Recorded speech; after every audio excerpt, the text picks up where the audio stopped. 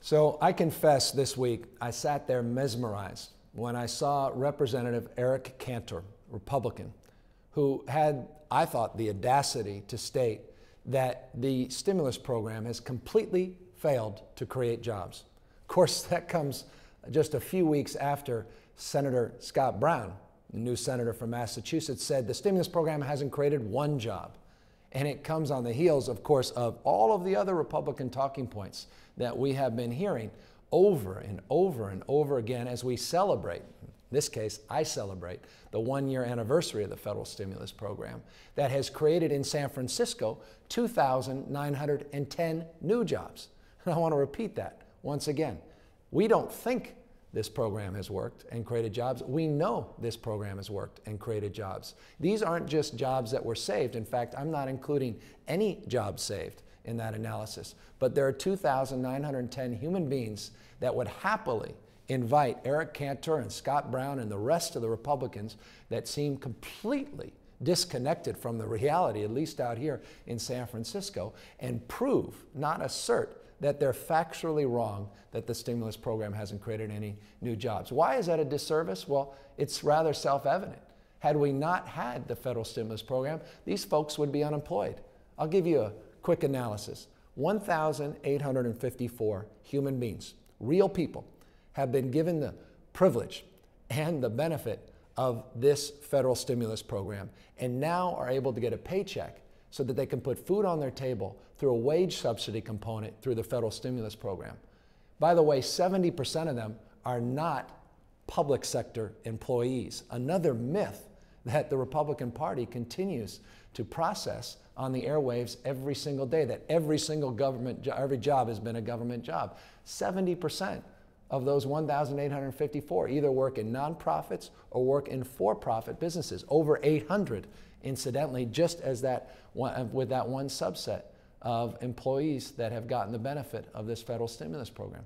So to Representative Cantor, to Scott Brown, and to all the other Republicans that completely seem disconnected from what is really going on in this country with the stimulus program, I invite you out here to San Francisco. And I mean that not just as a patronizing challenge, but as a sincere desire to set you straight, to actually give you a perspective that this is not just hyperbole. This is not just me as a Democrat trying to stick up for Speaker Nancy Pelosi or President Obama, but I'm sticking up for the folks that would be out on the unemployment lines, that would be in our food bank and food kitchens in San Francisco that are not, that have the dignity, again, of that paycheck. In many cases have homes, and their families have the dignity that come with that, knowing that these dollars are making a difference in their lives. So stop the nonsense. Stop misleading people. Stop knowingly either lying to people or stop knowingly misleading people, however you want to categorize misinformation. I just find it offensive, and I find it completely demoralizing to those that are actually getting the benefits and those that are working hard in cities all across this country to try to do the right thing with this money. We're not perfect. And I'm happy to make the case that every single dollar hasn't been distributed in exactly the way we had hoped them to be, but I think we're doing a pretty darn good job, and I think by most objective analysis, we're seeing the benefits of that. Benefits, by the way, that are accruing to the riding public that are going to be able to get to the Golden Gate Bridge, just as an example on Doyle Drive, that just received $96 million of the stimulus program. That was the gap on the funding. Talk about a shovel-ready project. We not only were shovel-ready, we had all the environmental reviews done and the building permits, and now this construction has actually started because of the benefit of that $96 million. That's a $1 billion project. All that other money now can be spent. Those state dollars, the local dollars, and other monies that come from special districts can be spent because of the benefit of this stimulus program. Incidentally, $1 billion, San Francisco, just over $1 billion to be more specific, has come into the city either directly or indirectly from the federal stimulus program. But only $88.3 million has been spent. And before you say, well, that's outrageous, only $88 million, hundreds of millions of dollars will be spent in the next few months and the next year, year and a half. Again, it takes time to get the appropriation. It takes time to take that appropriation and begin to spend it down. So the 2,910 figure is with only $3.03 million actually expended.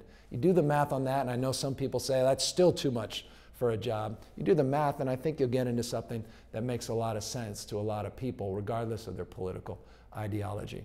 So with respect to Mr. Cantor and Mr. Brown and others, stop misleading people. And if you don't know the facts, we're happy sincerely to provide them for you. And we'll put those facts not in writing. We'll introduce you to the families whose lives have changed and who have real jobs because of the leadership of Speaker Pelosi and the leadership of the Democratic Congress and our president that had the courage at least to step up and not talk about the way the world should be, but try to make it so. And I'll tell you, the world that we have out here in San Francisco is a lot better because of their courage and leadership to take the political heat and create real opportunities, because our unemployment rate, as high as it is, it may be the 5th lowest of the 58 counties in California, is still unacceptably high at 9.4+%, but it would certainly be well north of 10% plus had we not had the benefit of the stimulus program. Some could argue it would be even higher than that. So thank you to their leadership.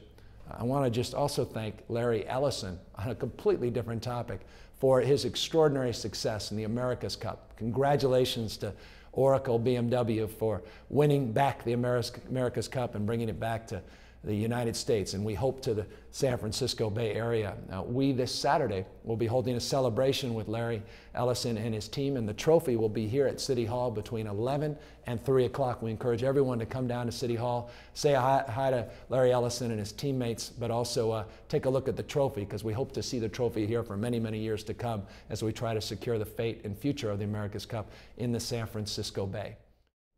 And now it's Twitter time from Mr. Maxon.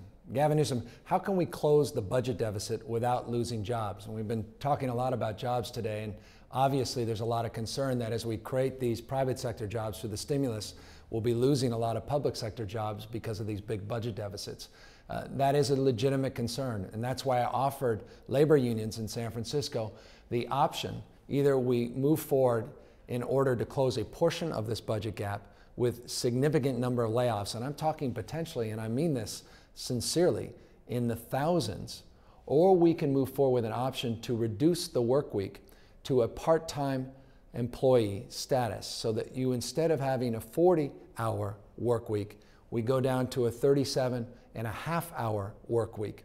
And that part-time status would allow you to get paid the exact amount per hour that you were currently getting paid, and you're still able to maintain particularly your health benefits without losing your job. It's an option of allowing us to keep more jobs, but at the same time, the obvious downside is the employee gets paid less. I know it's not easy. It's just an option that we have availed our public sector employee unions of, and I'm hopeful in the next few weeks we'll have some clarity, but I cannot promise there won't be layoffs, noting the enormity of this budget deficit. By the way, just this week in Los Angeles, they have authorized upwards of 4,000 jobs to be eliminated. Interestingly, LA City has a budget that's about the size of San Francisco County, and we as a city and a county are facing a similar budget shortfall, and that puts into perspective how many jobs potentially at risk if we don't find an alternative strategy. And I think this is a very, very positive alternative, and I hope our public sector employee unions take a good look at it, though I know they're very skeptical to date. Here's another one about homicides, and I appreciate this is Christina Wrights. It's at Christina Wrights, and she says, "Are you pleased with the recent decrease in homicides in San Francisco?" She incidentally says, "I am." What do you and Chief Gascon plan for the future in terms of crime prevention efforts? First of all, thank you.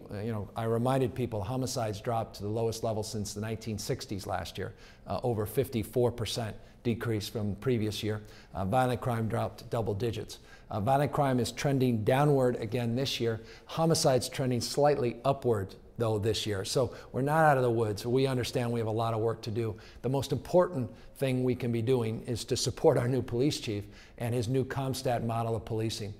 This is where we use real-time data, collect that data, and make real-time decisions on where we put police officers and resources. This is the biggest cultural change in terms of management that the city has undergone in this department in years, and we need to give the tools and support our police chief. And I should note, one of the tools we should offer is a rejection of this community policing ballot initiative that the Board of Supervisors wanted to put forward to the voters, which would take away the authority of our police chief and completely undermine the charter and contravene the authority of our police chief.